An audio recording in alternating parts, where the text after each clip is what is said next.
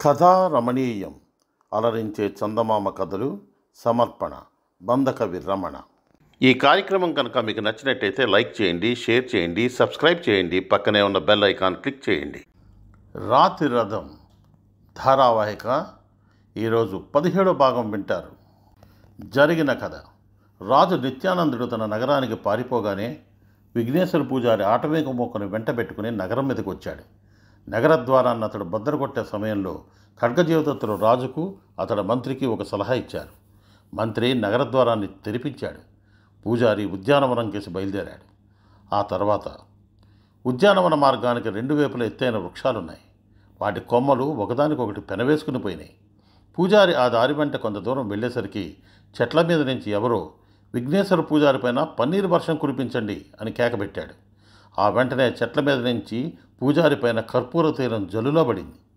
పూజారి ఉగ్రుడైపోయి, ఎవర్రా చెట్టు కొమ్మల్లో, ఈ అవమానానికి మిమ్మల్ని చిత్రవధ చేయిస్తాను అంటూ అరిచాడు. స్నానం పూర్తయినట్టుంది, మండుతున్న గుడ్డ మొక్కల మీదకి విసరండి అంటూ ఈసారి మరొక కంఠం కేకబెట్టింది.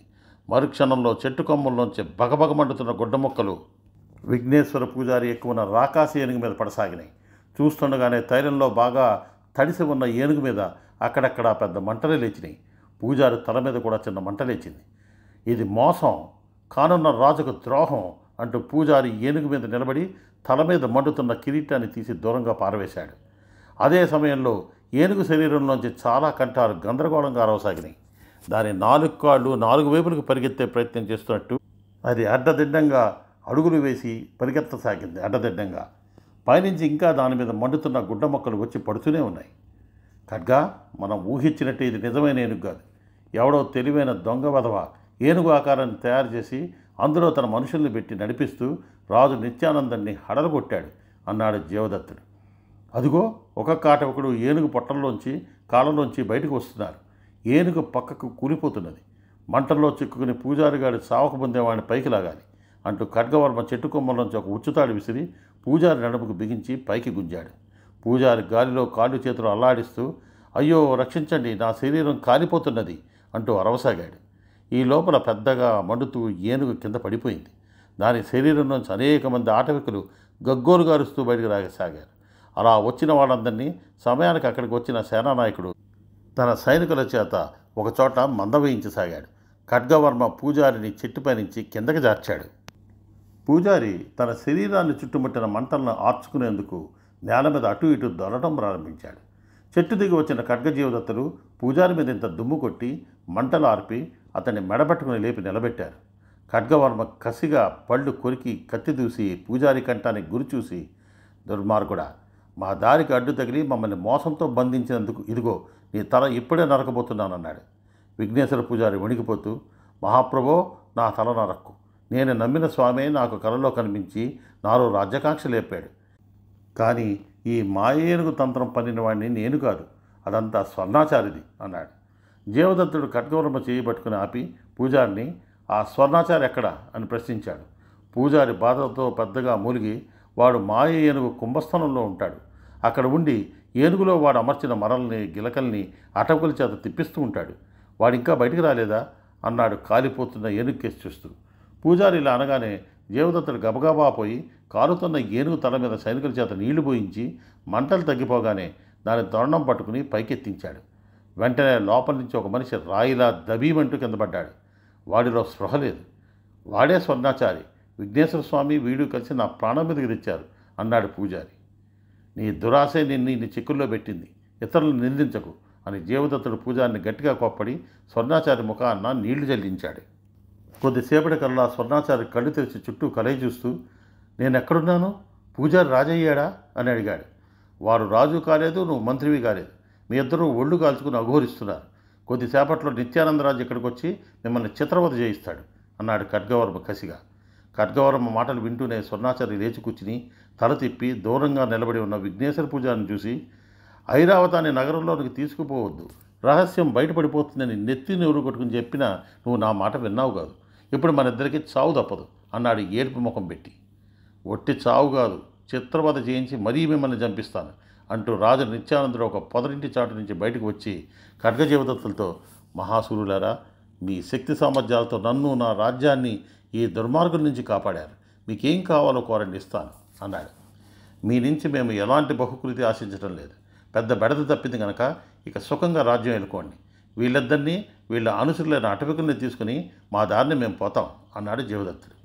వీళ్ళను అటవికుల్ని ప్రాణాలతో వదలటమా?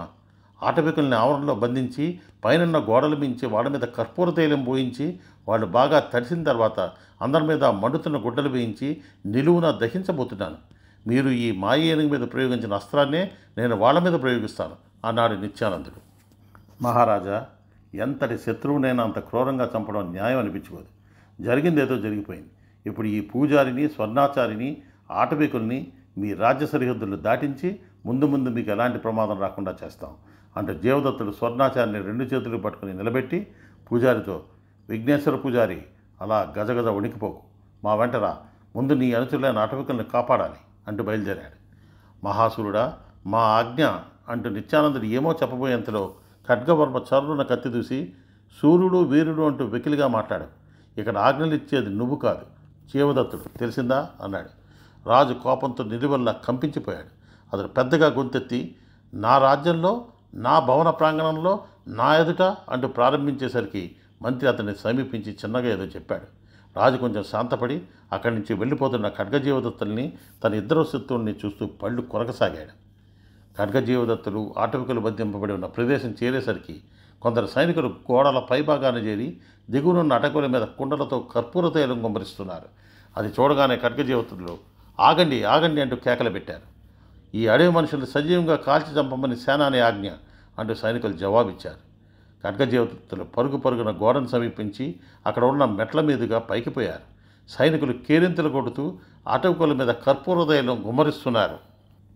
ఆటవికులు భయకంపితులైపోయి ఆహాకారాలు చేస్తూ మూసి ఉన్న ద్వారాన్ని పగలగొట్టేందుకు వ్యర్థ ప్రయత్నాలు చేస్తున్నారు. మా ఆజ్ఞ ఏమిటో మీరు విన్నట్లేదు అంటూ ఖడ్గజీవదత్తులు సైనికుల్లో అందిన వాళ్ళను అందినట్టుగా కాళ్ళతో తన్ని చేతులతో ఎత్తి గోడల మీద నుంచి కింద అగాధంలో ఉన్న ఆటవికుల మధ్యగా నెట్టసాగారు. తమ మీద వచ్చి పడుతున్న సైనికులను, వాళ్ళను తన్ని పడదోస్తున్న ఖడ్గజీవదత్తులను చూడగానే ఆటవికులకు పోయిన ప్రాణాలు తిరిగి వచ్చినట్టయింది. అయ్యా, మమ్మల్ని ఈ రాజభటుల నుంచి రక్షించి తలుపులు తెరిపించండి, మా దారిని మేము అరణ్యానికి పోతాం, బతికొండగా తిరిగి ఇటుకేసి చూడనైనా చూడం అంటూ ఆటవికులు చేతులెత్తి ఖడ్గజీవదత్తులకు దండాలు పెట్టసాగారు. కొద్దిసేపటికల్లా సైనికుల్లో అటకుల మధ్య పడిన వాళ్ళు పడగా మిగతా వాళ్ళు అక్కడి నుంచి పారిపోయారు. ఖడ్గజీవదత్తులు పైనుంచి దిగి ఆవరణ ద్వారం దగ్గరకు వచ్చారు. ద్వారాన్ని కాపలా కాస్తున్న 2 సైనికులు వాళ్ళని చూస్తూనే సేనాని ఆజ్ఞ అంటూ ఏమో చెప్పబోయేంతలో జీవదత్తుడు దండంతో ఇద్దరిని గట్టిగా మూదాడు. సైనికులు భయకంపితులైపోయి పక్కకు తప్పుకున్నారు. ఖడ్గవర్మ కత్తితో తలుపులను బంధించి ఉన్న తాళం నరికి తలుపులను బార్లా తెరిచాడు. బిలబిలమంటే అటవకులు బయటకు వచ్చారు. వాళ్ళలో కొందరు ఖడ్గజీవదత్తులకు సాష్టాంగపడ్డారు. మీకు వచ్చిన ప్రాణభయం ఏమీ లేదు, మీరు హాయిగా తిరిగి మీ అరణ్య ప్రాంతాలకు వెళ్ళండి. కానీ ఇక ఎన్నడూ విఘ్నేశ్వర పూజారి లాంటి దుర్మార్గుల వలలో పడి చిక్కులు పాలవకండి అని హితం చెప్పాడు జీవదత్తుడు. అయ్యా, ఆ పూజారి, ఆచారి ఎక్కడ? వాళ్ళు నమ్మబలికి మాకు చాలా ద్రోహం చేశారు, వాళ్ళని మా కాళీమాతకు బలిస్తాం అన్నాడు ఒక ఆటవికుడు. ఖడ్గజీవదత్తులు పూజారి ఎక్కడున్నాడా అని చుట్టూ కలయి చూశారు. వాళ్ళకు పూజారి, స్వర్ణాచారి దూరంగా ఒక చెట్టు కింద నిలబడి మాట్లాడుకుంటూ కనిపించారు. వాళ్ళకు కొంచెం ఎడంగా నిత్యానందరాజు, మంత్రి, సేనానాయకుడు మరొక చెట్టు కింద నిలబడి ఏవో మంత్రాలు ఆడుతున్నారు. వాళ్ళకు వెనక్గా సైనికులు బారులు తిరిగి నిలబడి ఉన్నారు. ఖడ్గ, ఈ రాజు బాలకం చూస్తుంటే ఆటవికుల్ని, పూజారి, స్వర్ణాచారాన్ని ఇక్కడ చంపించే పథకం ఏదో ఆలోచిస్తున్నాడని అనుమానం కలుగుతున్నది అన్నాడు జీవదత్తుడు. ఆ దుర్మార్గులిద్దరి సంగతేమో కానీ ఆటవికుల్ని మాత్రం క్షేమంగా వాళ్ళ అరణ్య ప్రాంతం చేర్చే బాధ్యత మన మీద ఉన్నది. వాళ్ళను తమ కపట నాటకంలో తోలుబొమ్మల్లా పూజారి, స్వర్ణాచారి వాడుకున్నారు అన్నాడు ఖడ్గవర్మ. జీవదత్తుడు ఏదో జవాబు ఇయ్యబోయేంతలో రాజు నిత్యానందుడు హడావుడిగా ఆ సైనికుల దగ్గరికి వెళ్ళాడు. శానాన రాజు వెనక్గా పోయి చేతులు నలుపుకుంటూ నిలబడ్డాడు. మంత్రి మాత్రం ఉన్న చోటనే నిలబడి సైనికులకేసి ఖడ్గజీవదత్తుడికేసి మాటికి తల తిప్పి చూస్తున్నాడు. ఖడ్గా, ప్రమాదం, రాజు తన సైనికులను అటకుల మీదకు ఉసిగొలుపుతున్నాడు, అందులో సందేహం లేదు అని జీవదత్తుడు అటకులతో, మీరందరూ ఆయుధాలతో సిద్ధంగా ఉండండి, మీ నాయకుడు ఎవరు అని అడిగాడు.